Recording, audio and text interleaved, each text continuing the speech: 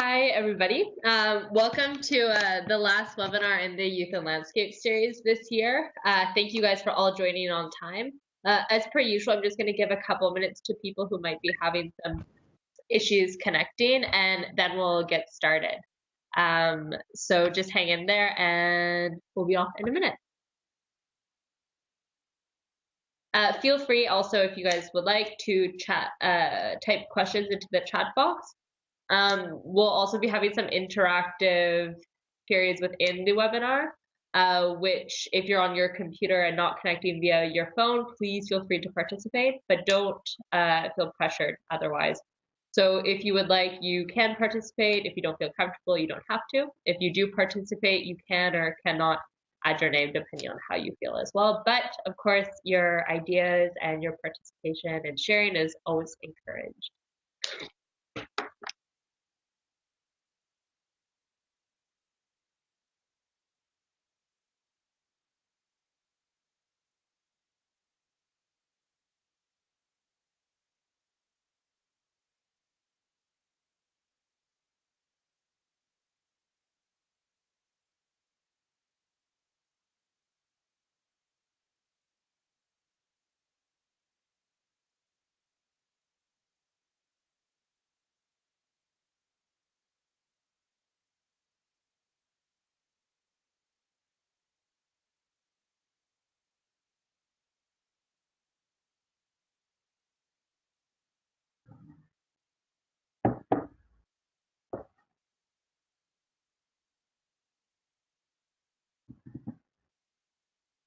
Okay, so I'm going to get started. Welcome again. For those of you who are taking some time out of your workdays, thanks. And for those of you who it is a public holiday, like it is here in Belgium, thank you for sitting down and participating when you could, I guess, be out on your day off. Actually, I wanted to sort of bring some relevancy to our webinar by talking about that. Here in Europe, I think it's quite common to celebrate Armistice Day, so the end of the First World War. In North America, so the US and Canada, so Canada is where I'm from, we call it Remembrance Day or Veterans Day in the US. And I actually prefer to think of it as Remembrance Day because I like to think of it as this day where we're learning from the past or we're learning from mistakes and opportunities. And in fact, that's what a lot of today is about. Going over different ways to form ideas through critical thinking by looking at opportunities and looking at challenges. So do keep that in mind. And today, instead of giving an outline and contextualizing anymore, I'm going to actually start by asking you guys a question. And so that question is about the theme of today's webinar, which is critical thinking.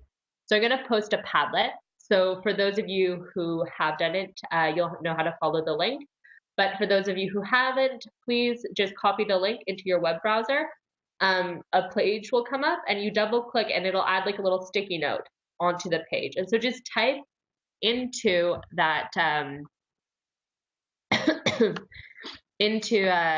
that sticky note what you think critical thinking is. And there's no wrong or right answers. It's just a way to share ideas before we start. So the link is posted. I'll give you guys a couple minutes to look at that. And while you do that, I'm actually going to share my screen so we can see the answers or your guys' thoughts pop up while we do that.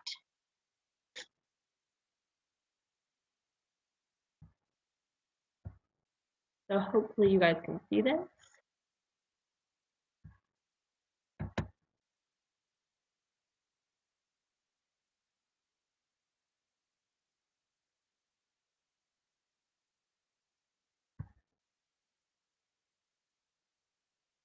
You guys access that? Are you guys having trouble? You can see the screen I see.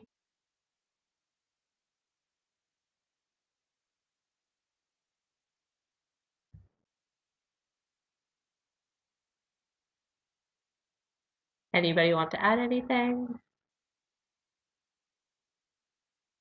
There we go, one person.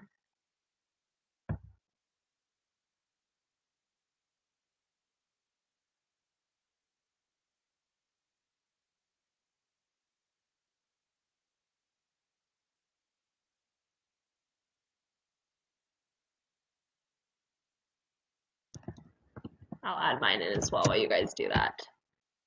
I really love this Padlet board. I think it's great. One of the best ideas, actually, if you guys are ever trying to come up with solutions to challenges, I actually like a pile of sticky notes or post-its, whichever term you prefer, and actually just like sticking them on a wall. Because one, I just find that so fun to throw them up on a wall in all these different colors. And then also I just love putting them all out there because you're not digesting them in your head where it's sort of closed. You're just writing it down and then you can look at them afterwards. So I'll give you guys a couple more minutes to finish up your answers while you're doing that.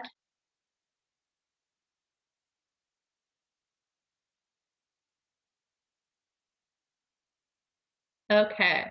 Well, please feel free to continue to add if you guys want. I'll read out some of the answers. So we have someone that said, critical thinking is not going with the others, but making up your own mind based on your own experiences and feelings. I really like that, the idea of bringing in your own sort of reality into the way you analyze something. And we'll sort of touch on how that is influenced in critical thinking later.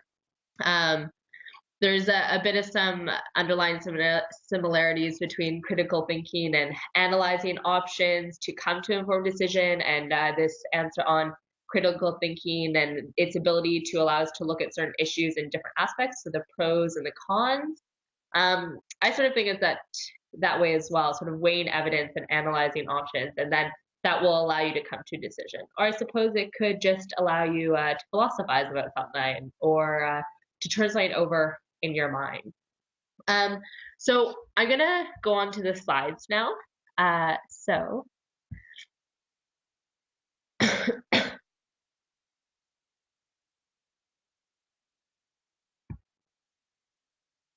hopefully you guys can all see this.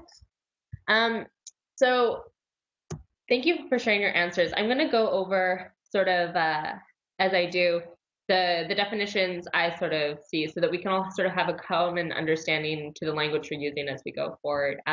Do feel free to not accept my definition, and you can feel free to keep your definition in mind, but the interpretation I'll use with these definitions is how we'll go forward with the presentation.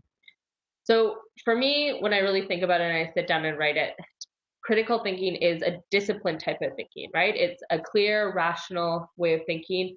Hopefully, we can keep an open mind as much as possible, although we all come from a certain reality through our experiences, like one of you said.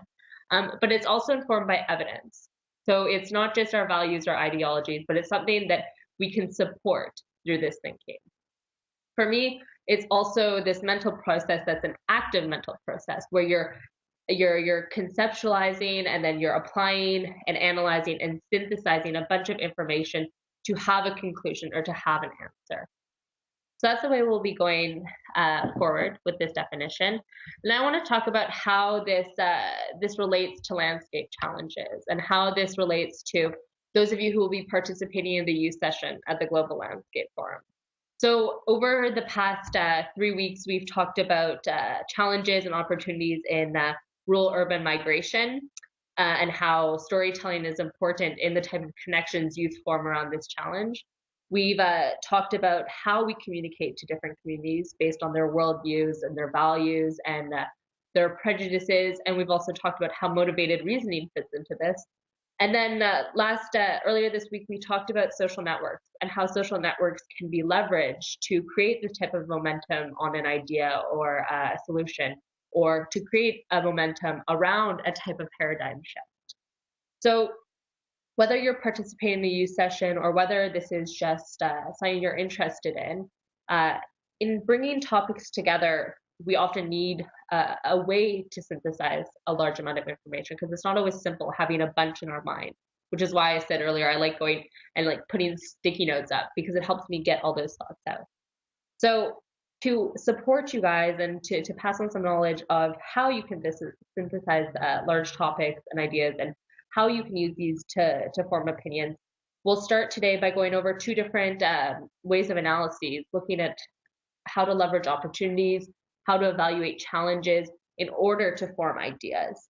And then we'll move on and we'll talk about how we can present those ideas. And so when you're thinking about the role youth can play, in our case, in connections between rural-urban migration, think about bringing all these topics we've talked about already together, and how we can look at issues there, or how we can look at opportunities there to come up with a type of landscape solution that we could present. So think of it in that context.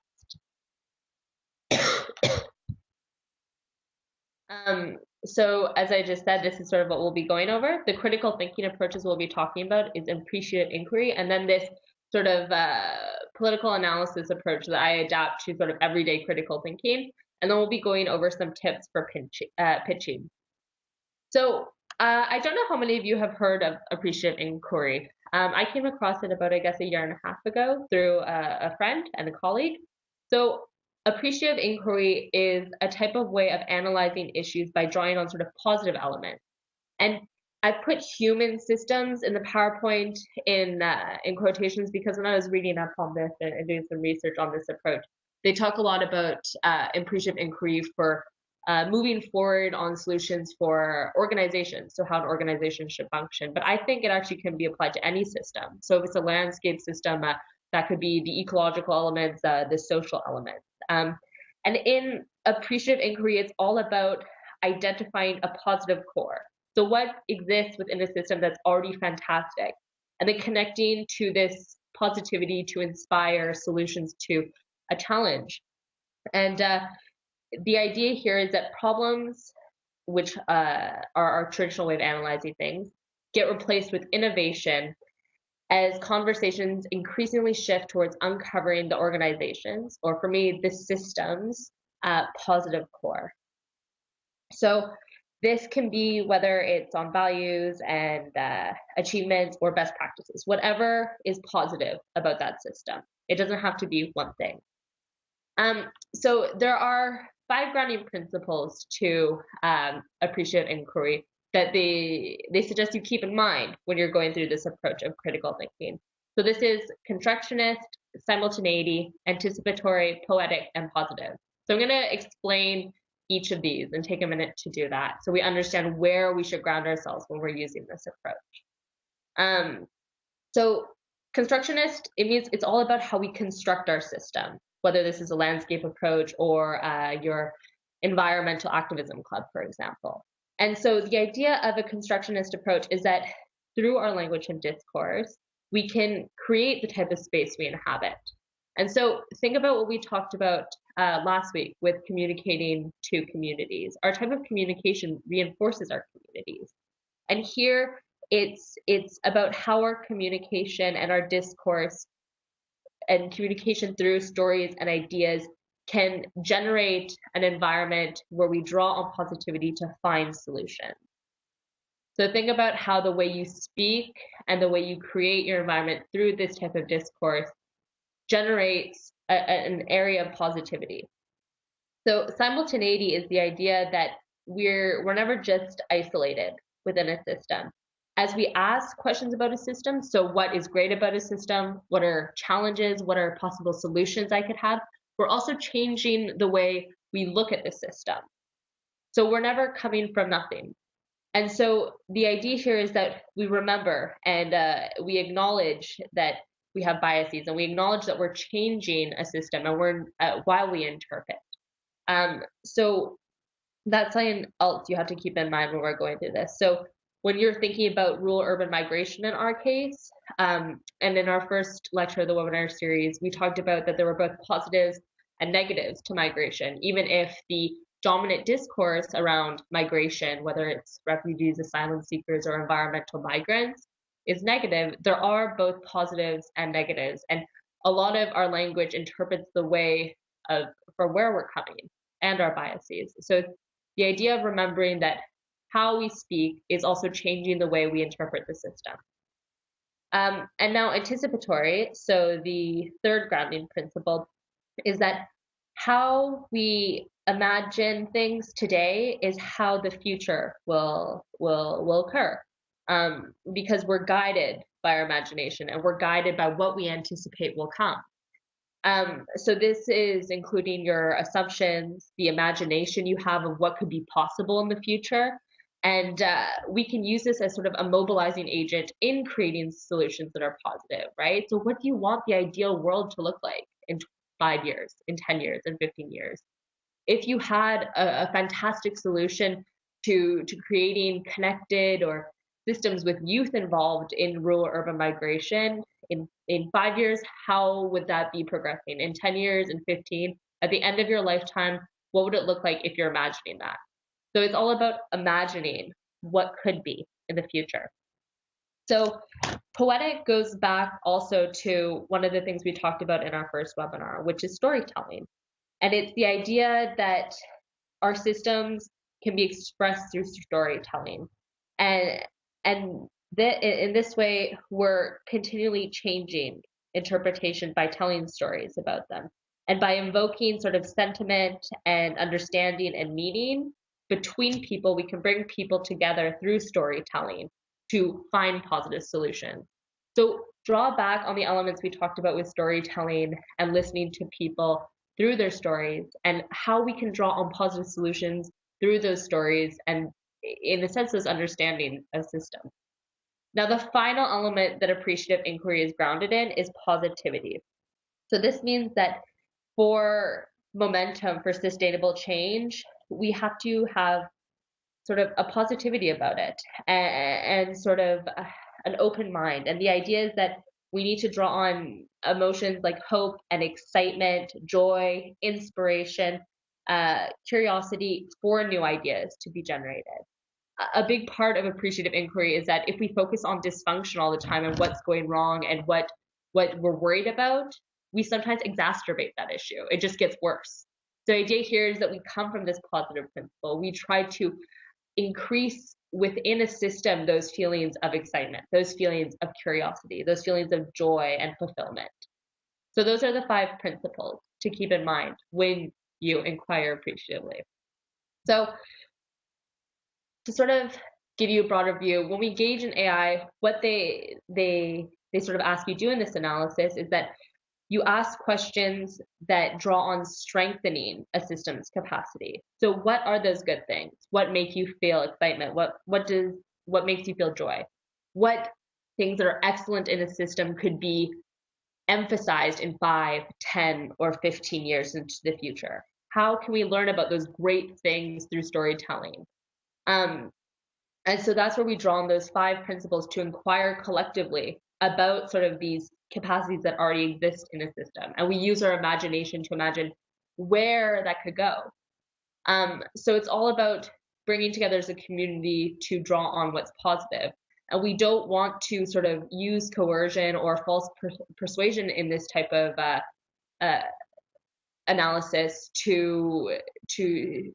because this, when we use, often puts this negativity that enhances that dysfunction, like I was saying.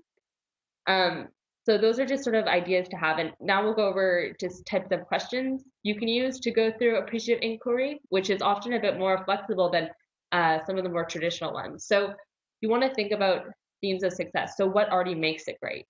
In rural urban migration, what's already fantastic? We talked about a case study of basket weaving in Ghana, and we talked about the idea that often young people who are migrating to urban areas are helping support other communities back home. And there's also increased networks of exchange, whether that's food or money. So what's already fantastic that could be leveraged for something more fantastic, right? Also, don't think about the issues and challenges. Think about what is an opportunity to be overcome. What is something in urban and rural migration that needs to be overcome, for example? We talked about issues of the health of a lot of migrant populations in urban centers. We talked about the issues of not a lot of great infrastructure. So what are the great things that could be drawn upon to overcome those challenges? So ask yourself those types of questions. And the next is all about bringing out those ideas. So throwing them all up on the wall, right? And through those ideas and the imagination of what could be, given that positivity, what are the type of next steps you could take moving forward? So sort of those are the 4 guiding things I follow through appreciative inquiry.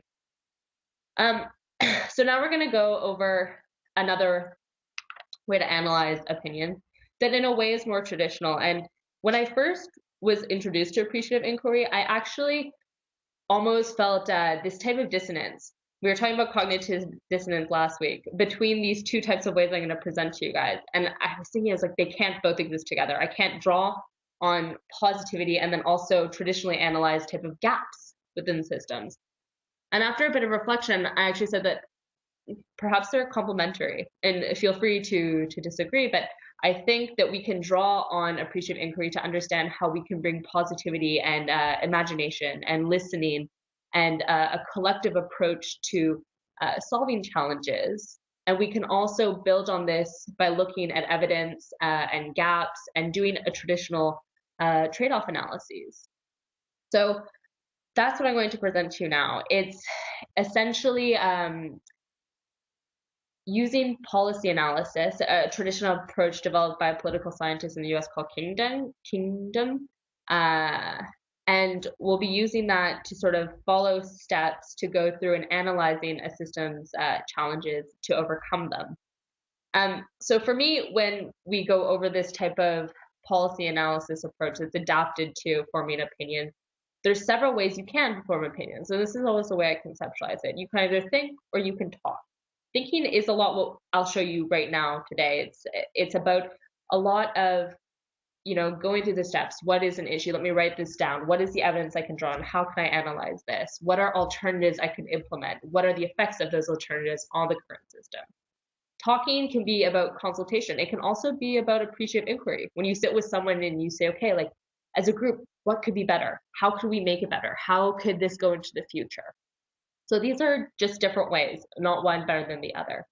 Something also to keep in mind, especially in this approach, I think, when it's a traditional approach, is whether you're just doing this as an analysis of a system. Are you an unbiased scientist who's just sort of looking the pros and cons, like someone said in the Padlet, or are you an advocate? Do you have something that's really passionate that you already know you want to solve? And although I would encourage advocacy, I engage in it around climate and around humanitarian issues like refugees at work.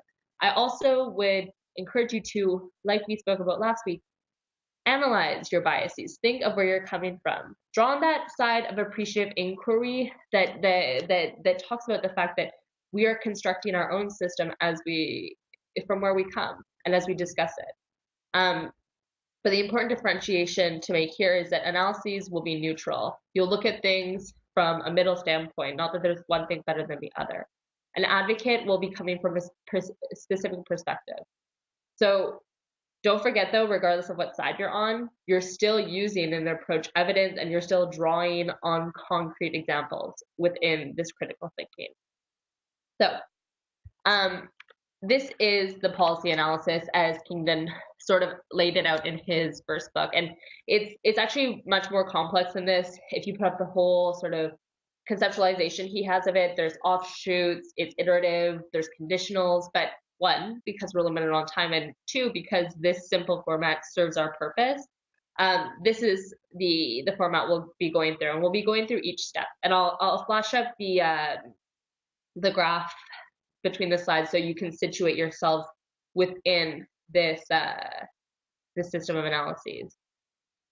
So the first one is traditionally defining the problem, but I like to think of it as defining the challenge. I think problem has so much of a negative connotation that is wrong. I think challenge is more something to overcome, something that we could draw on learning, for example, in past situations to overcome. Problem sounds insurmountable sometimes to me. So often, I think of this at least as the most important step. I think if we don't understand what the challenge is or what the gap is within a system or what we think we're trying to solve, how do you solve it? It's like knowing that 4 is the answer before you understand that it's 2 plus 2. There's all these different elements of 2 plus 2 that would get to 4. So here, useful questions that I often ask are like, is there a gap in the system? Is there something that this system might need, maybe even based on the positive things we identified through appreciative inquiry, to make it better? What is that gap? Is there maybe an excess of something that's creating a gap? Or is there a deficit of something that's not making it reach a certain threshold? And why this step I think is important is because we're going to build off it. This is where the analysis comes from once you identify the gap, right? If you do find yourself as more of an advocate position, if you're, say, a climate activist and you're doing an analysis of a gap on the environment, you'll have a position you're coming from and you'll have these biases. And you might be forming this based on your core values. So do recognize that. And with any type of problem statement, I always like to think that simpler is better. It's much simpler to understand a system when you break it down, like a math equation. When you have, you know, 74 over, 25, it's much easier to divide these as much as you can to actually see the fraction. Some examples here, I mean, if you draw on things I've done before around, like, say, pipeline protests, you can think, what is the issue here? Is the issue climate change, which sounds insurmountable, right? There's so many different elements to it. Or is actually the issue, if you're looking at like expansion of pipelines, is it actually the fact that there's too much expansion in infrastructure that contributes to climate change, right? So it's important here to simplify it down to the base elements of what you're looking at within a system, and then also not to state a solution within your problem, right? As much as you're an advocate and you might have biases, don't put what you already think is the right choice within this problem. Around urban-rural migration, we might want to say that effects of climate change mean that there's increasing migration, and maybe there's not enough systems to support this migration. And that's quite vague, right? So systems, what will we put in there? So the next step is establishing criteria. And so this is the point where you look at what you want in a system and how would you evaluate it. So think of it as your ideal, right? So if we go back to that pipeline example, maybe my ideal is clean water. Maybe it's a healthy forest for ecosystem services and carbon capture. Maybe it is that indigenous populations are protected. What do I want as the end goal? That's often a useful way to think of criteria that you'll use in an analysis. What is the ideal world solution? Because that's what I'll break down to analyze, does my solution give me this criteria? And so often we can use it either from a very neutral standpoint, as I'll show you in the next slide, or we can use it from our values. So for example, if you're a policy analyst, or if you're just analyzing something from like a neutral standpoint, as you'll often see in a lot of policy papers, there's efficiency, whether this is cost effectiveness, time effectiveness, there's equity between people, effectiveness, so how fast or how well does the end goal get met, and if you're a politician, do people accept this, right? Because politicians' goal is usually to be reelected. But if you're an advocate, and this often depends on the issue and also your biases, it might be biodiversity protection. It might be the eradication of poverty, if that's your ideal end world. It might be, in our case with youth and landscapes, integration of intergenerational equality. It could be increased transparency within the system, or social equality just in general. So if we're looking at what criteria could be while we're analyzing this issue of youth perspective of this type of connection or disconnection between rural urban migration, it might be health support for migrants. It could be habitable infrastructure for all. It could be equal access to opportunities. There's a lot of criteria. So think about what you'd want at the end of the day and what that means. So the next step we'll go is formulating the alternatives. So these are possible solutions, right? So alternatives can be anything.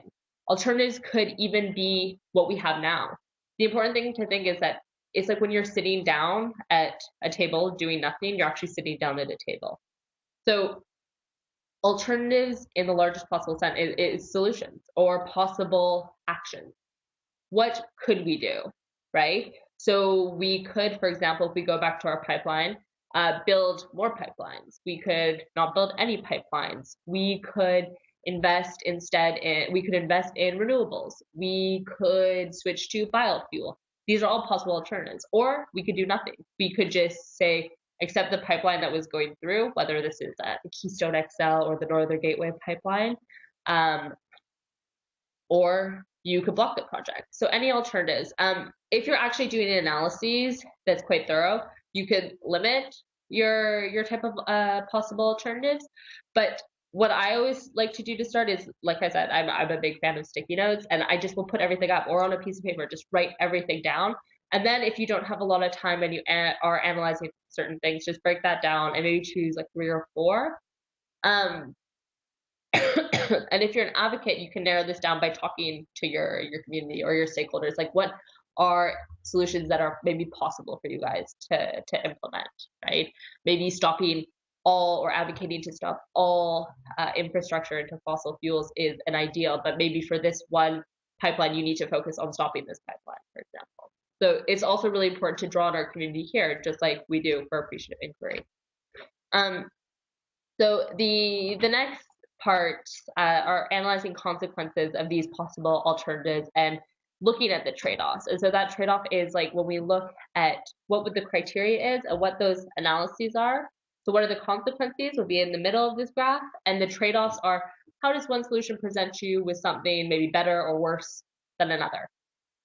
So I usually recommend that if you have time, you should do this based on evidence. Don't just say that, yeah, okay, not building a pipeline is better for equality between all. It could be, but tell me why. What is backing you up on that? If you have a lot of time and you have a lot of resources, you could even model sort of the outcomes of different choices on society, right?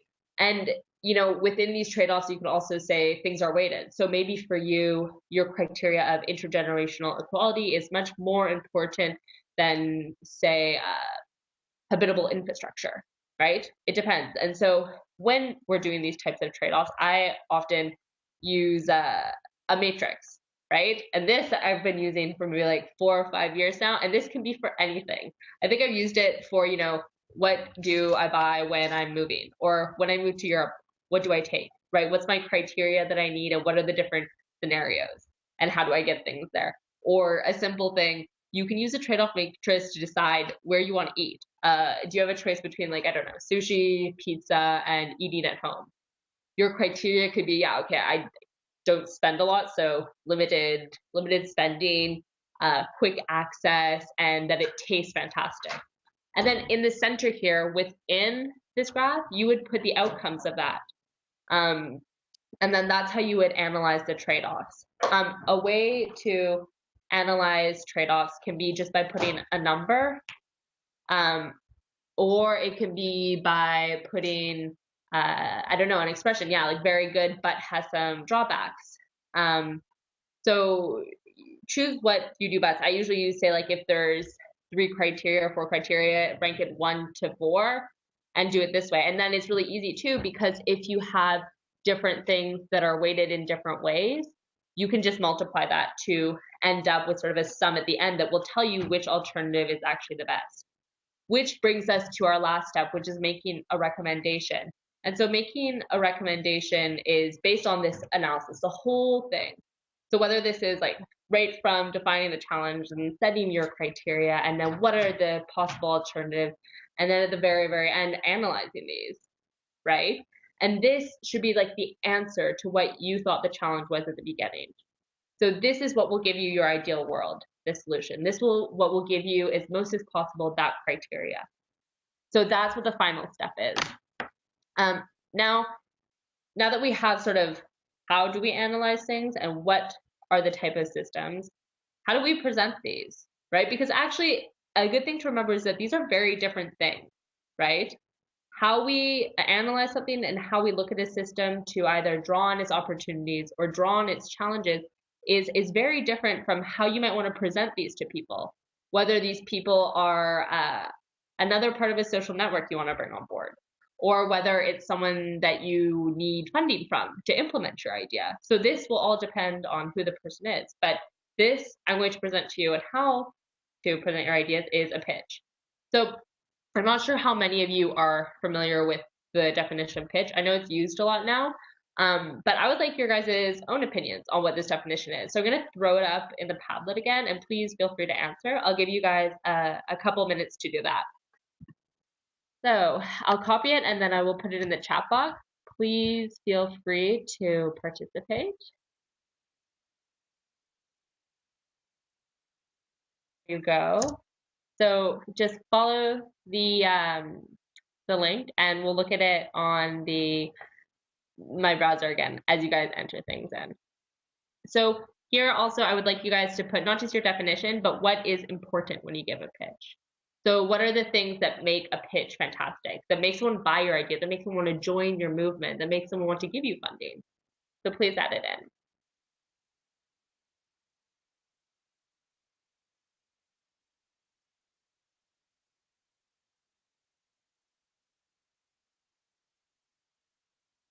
And you can take your time to think if you want.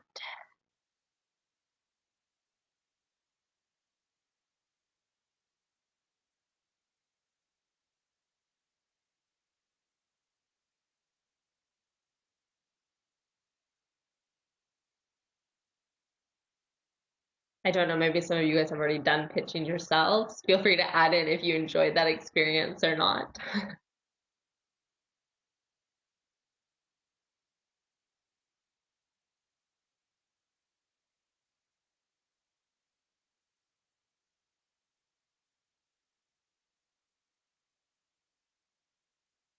I see a couple of people typing in, so I'll give one more minute to finish that, and then we'll talk about your guys' definitions. So I see someone that says it should be short, precise, to the point, bring across your ideas, which I guess is definitely the goal, right? You want your idea to actually go through. You don't want people to be left there sort of confused and unsure of what you're actually saying or what you want. Someone else says a pitch is a short explanation or summary. So I really think that element of short is important here to emphasize. And it can lead to further discussions, but encompasses all they need to know: what, why, how, etc. I think that's really interesting. I think a great thing to engage in when you're asking yourself, whether it's a proposal you're writing for a project or a pitch you're doing, is what are you talking about? Why is it relevant? Why are you even talking about it? How will you implement it? Right? When will you implement it? And what do you need to implement it? For me, those are actually really element things. It's a bit different than the approach we'll go over today, but there are also things that I think are really easy, like who, what, where, and why, are very easy terms to remember. And I think it's a good guideline to draw on. Okay, so we'll go back to our PowerPoint.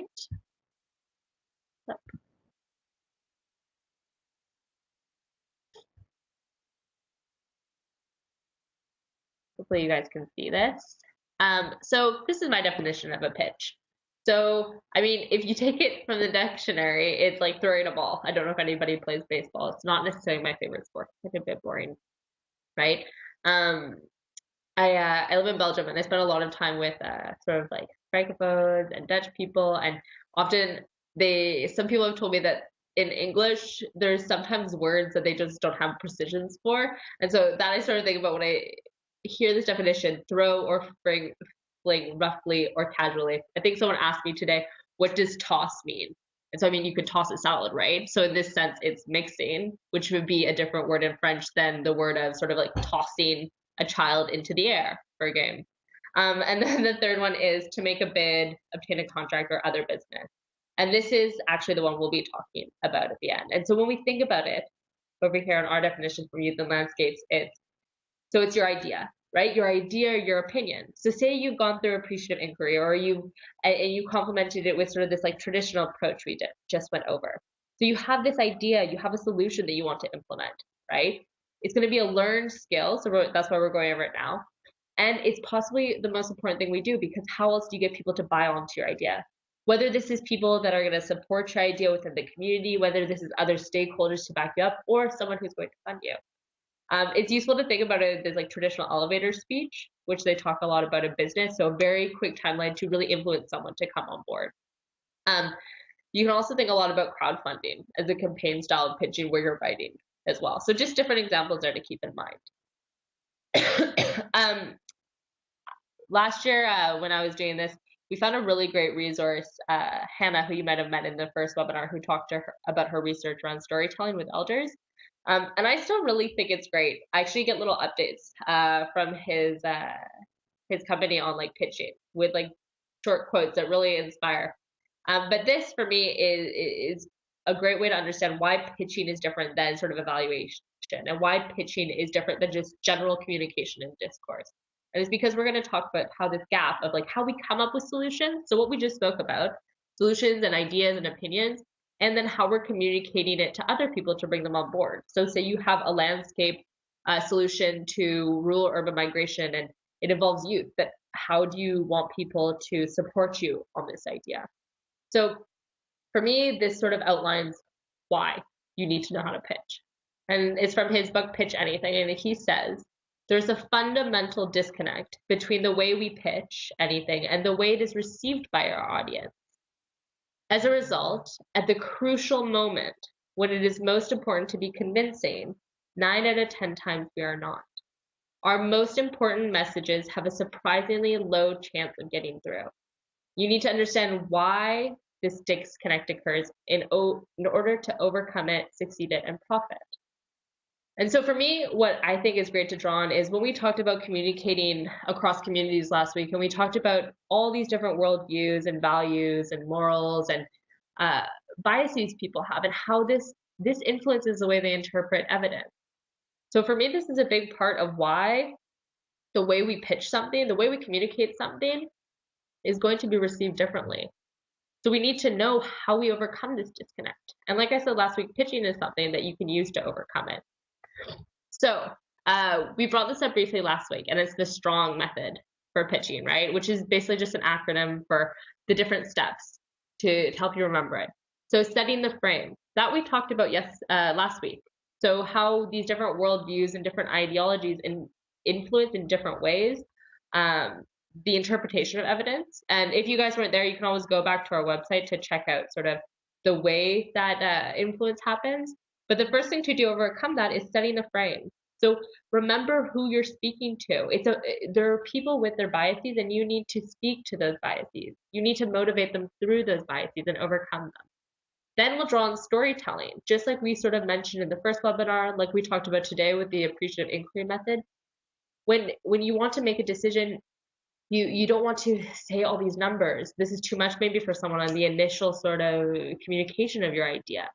You want to do something that's engaging, and there is nothing more engaging than a story. When you talk about climate change communication, it can become really overburdensome. But if you start by saying, hey, have you ever sat at a dinner table with family perhaps, and they haven't believed in climate change? I know I have, and sometimes when I present about climate communication and the importance of it, I talk about that story. So that's the next step. The final part is, so the middle part is revealing the intrigue. And so this is to keep people interested, because as you're going on and on and on, sort of like we do in long webinars, right? People can get distracted. So this is where you'll sort of be like, well, if people don't understand climate change, what is the risk? What is the danger? What will happen to our world? And then the prize in this example would be, but there's a way to communicate to people about climate change that makes them more likely to engage. Then the next step would be nailing the hook point. So this is where you put in emotion rather than logic. So why do you want them to get engaged? Why should they engage? That final leverage. And then the final part is getting a deal, which is, of course, the ideal. So whether that's getting someone to support your idea or getting funding, that's the last one. So setting the frame, telling the story, reveal the intrigue, offering the prize, nail the hook point, and then getting the deal. So in that last slide, the quote talked about we need to understand the disconnect. So why do people interpret things differently? And yeah, a big part is our biases. A big part is our morals, values, worldviews, and how this allows us to interpret evidence. But also a part of this is because when we're pitching, it's not the same as analyzing. So that slow, calculated method we took, whether it was through appreciative inquiry, sitting down with a group of people and talking about like opportunities, imagination of the future, ideal worlds, what could happen if, or the more traditional side, looking at types of gaps and challenges to overcome, choosing criteria, backing up our analysis with evidence. That's not how pitching works. That's not how people receive an idea. And that's because you can look, if you take it from Oren Klaff's method, there are 3 different brains, right? The neocortex brain. And that's what we draw on for those types of analyses, for appreciative inquiry and this type of political analysis approach to critical thinking. It's slow and it's rational, and we're weighing things like critical thinking, right? But the way we make decisions is with our core brain, reptilian, right? It's that decision that makes us think when you hear someone like screeching out and you're like, oh my God, is someone coming?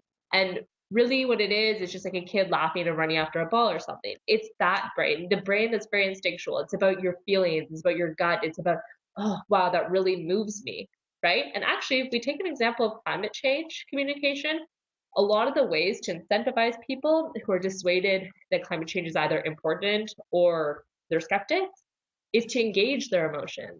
to engage their feelings about family, to engage their feelings about tradition. So it's all about pitching to the reptilian brain. And this goes back to knowing who you pitch to. So it's like knowing who are you communicating to in different communities. Are they more of an egalitarian person? Do they really care about communities? Do they much more care about their own individual well-being? Are they hierarchical? Do they really believe in supporting tradition? Do they believe in following one determined leader? Understand who you're pitching to. I like to think about it sort of in the sense of Charlie Brown. I don't know if anyone's familiar with that cartoon, but in Charlie Brown, it always bothered me when I was a kid. All you would hear the teacher saying when they were in class was like these whoa, like these white noises, and it drove me nuts. And it was because like you couldn't understand what they were saying. But when you actually think about it, they couldn't understand what they were saying because this teacher wasn't connecting with their students. And it's actually still a problem in a lot of education settings, connecting with your students in a way that they find inspiring. Maybe they don't find inspiring sitting up there and talking about all these analyses, right? When they really could be getting their hands dirty and working on problems of their own. So when you pitch, the biggest thing to think about is who you're pitching to, right? Who is that crowd in front of you? What do they want? And how can you make your solution fit what they want? And so a big part of who you're pitching to is looking at their croc brain. So that's that reptilian brain that thinks really based on evolutionary things. And that's where you use that strong method, right? So thinking about who you're pitching to, telling a story to make them engage, to make them care about what's happening, and then putting something in that's a bit exciting, whether it's risky or dangerous or uncertainty. So what would be the issue if we don't think about rural urban migration? What is an issue if we don't think about youth in environmental governments? What's an issue if we don't think about connections within a community? And then what could be possible if we do? And that's why appreciative inquiry is great, right? What is the possibility? And that's the prize you can offer them. And then nailing that final hook point. And if you've done everything well, hopefully getting the deal. So this is the way that I think is great to present your ideas. Really thinking about who it is, telling them your experiences, like we said. When we did this Padlet, someone said, what is critical thinking? It's drawing your experiences and your thoughts, but also backing it up with evidence. And revealing the importance of your idea and then offering what that importance could bring someone. So for me, those are really important ideas to presenting your ideas. And that's the end of our PowerPoint. But just to give a short summary before I open it up for questions, or if you guys want to have a discussion, the idea is that we think about now these different parts we've talked about over the past 3 weeks. We think about environmental migration. We think about climate refugees. We think about what this means. Think about types of communication you can use to connecting to people. Why are connections or disconnections important in the landscape approach? Think about how creating connections and creating a network can move ideas forward. And then analyze this challenge of rural-urban migration and youth's role. And bring all these elements together to really pitch your idea at a youth session, because there are people there with power, with leverage. There's a community there to build. So ideally, I would like that if you participate in that, or if you have your own projects, draw on all these elements to really make sure your ideas move forward. So with that, thank you for listening to me for the last hour or so. If you guys have any questions, please feel free to unmute your mics or type them in the chat box. Anybody have any questions? If not, or if not right now, you guys can always email me, and I'll pop my email in the chat box for your questions later if you guys don't really feel like discussing right now. For those of you in the Youth and Landscape program, please fill out the survey for the monitoring and evaluation team. This is the last of our webinar series, so best of luck facilitating at the sessions that you're assigned to. Have fun at the workshop, and I wish you the best of luck as well for the youth session. I'm excited to watch and hear how it goes and understand what great ideas you guys will come up by drawing on sort of appreciative inquiry or sort of a more traditional approach. So thank you and good luck.